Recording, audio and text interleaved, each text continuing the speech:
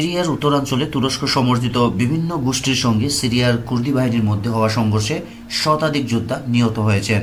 গত 2 দিনে এই সংঘাতে প্রাণ হারানো যোদ্ধাদের সংখ্যা উল্লেখ করেছে যুক্তরাজ্যভিত্তিক মানবাধিকার পর্যবেক্ষক সংস্থা Syrian observatory for human rights.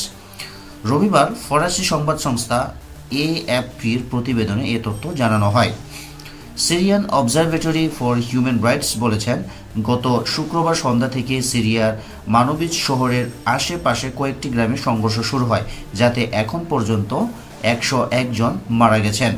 নিহতদের মধ্যে তুরস্ক সমর্থিত গোষ্ঠীর 85 জন যোদ্ধা এবং কুর্দি নিয়ন্ত্রিত সিরিয়ান ডেমোক্রেটিক ফোর্সের এসডিএফ এর 16 সদস্য নিহত হয়েছেন। এসডিএফ একটি বিবৃতিতে জানিয়েছেন, তারা তুর্কি ড্রোন ও বিমান নিয়ে তুরস্কের ভাড়াটে সৈন্যদের চলমান সব হামলা প্রতিহত করতে সক্ষম হয়েছেন। ইসলামপন্থী বিদ্রোহীদের নেতৃত্বে একটি অভিযানের শুরুর 11 দিন পর 8 ডিসেম্বর সিরিয়ার প্রেসিডেন্ট বাশার আল আসাদ পতনের সম্মুখীন হন। আসাদের পতনের পরপরই উত্তর সিরিয়ায় তুর্কি সমর্থিত গোষ্ঠীগুলো এসডিএফ এর বিরুদ্ধে সংঘর্ষে জড়িয়ে পড়ে।